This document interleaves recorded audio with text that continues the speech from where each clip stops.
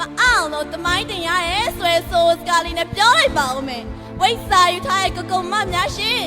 ကျမတို့မြန်မာနိုင်ငံတော်ကြီးဘယ်နှစ်ခုနှစ်မှာသူ့ကျုံဘွားကိုကြားရောက်ခဲ့ပါလဲရှင်ခုတော့မှကောင်းကောင်းစဉ်းစားနေတဲ့လူတွေကခက်များကျမနိုင်ငံတော်ရေလေးလိုက်တာရှင်ဝိဇ္ဇာယူထားတဲ့ကိုကုမများပြောကြပါလေ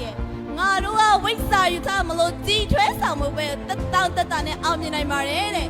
ဒီပြောရကိုကြည့်လေဝိဇ္ဇာဓမ္မတွေကရွှေဘုံအိမ်နဲ့ဆယ်မြဲအတွက်စုံရည်တာခိုင်အချောက်လိုက်နေကြတဲ့သူတွေဆိုအပြောနဲ့တက်တည်ပြောင်းရမယ်မဟုတ်လားပြိတ္တစီရောရေညီမလိုတက်ညီမလိုဖြစ်ရတဲ့စာကိုကြားကြရဲဆိုတာတော့ကျမတို့နိုင်ငံကုန်သိက္ခာကိုကြားစင်းစရာနဲ့တူတူပါပဲ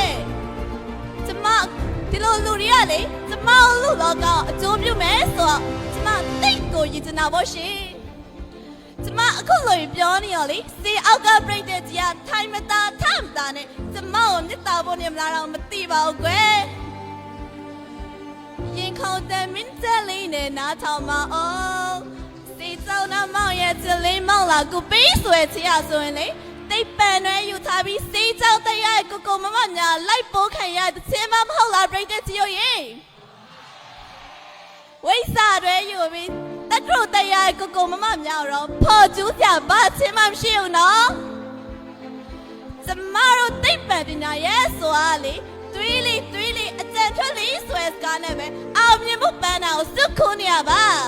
ဥမပြောရရင်တော်မဲ့အသီးစင်းတို့အိုင်းစတိုင်းတို့ဂရိဟဘေးတို့ရာကြီးလိုက်ပါတော့ရှင်ဝိဇ္ဇာပညာရှင်တွေပြကြတဲ့မိုးလေဝသပညာရှင်တွေရောလေပြည်ရီတက်တိကျမှန်ကန်တဲ့တင်းနဲ့ကောင်ပေးလိုက်ကြပါဦးဥမပြောရရင်နက်ဖြန်ဘေဒီတာမှာလေးစင်နမောင်အကြီးကျယ်တိုက်ပါမယ်လို့ DVB တို့မြဝေတွေတို့မှာကျင်ညာပြီးတကယ်နက်ဖြန်လဲရောက်ရောနေစစ်တောက်ပူနေရမျိုးကြီးပေါ့လေပြည်ယူတွေကိုကျင်းတောက်ကျွင်းလိုက်ဆိုပညာရှင်တွေမဟုတ်လားပြိတ္တကြီးရောရေကျမဒါတွေပြနေပါဘူးရှင်နေတွေတရားလူကြီးတွေဟာဆိုရင်လဲပြည်သူတွေတရားမျှတမှုကိုရှာပေးဖို့နည်းနည်းတနာကြီးရဟင်ပတ်ပါဆိုရဲဆိုရစကားတိုင်းသူတို့အိတ်ကက်ဖောင်မှုအတွက်လုံပန်းနေကြတဲ့သူတွေက100ရာခိုင်နှုန်းမှ99.9ရာခိုင်နှုန်းပဲမဟုတ်လားပြိတ္တကြီးရောရေ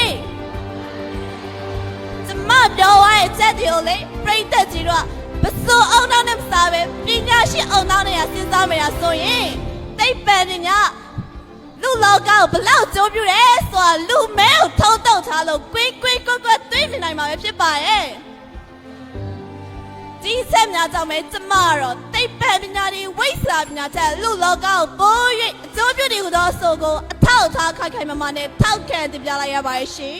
နာတော်တာဆင်မေးကြပါတော့တူတယောက်စီတိုင်းကိုအထူးပင်ကျေးဇူးတင်ရှိပါရဲ့ရှင်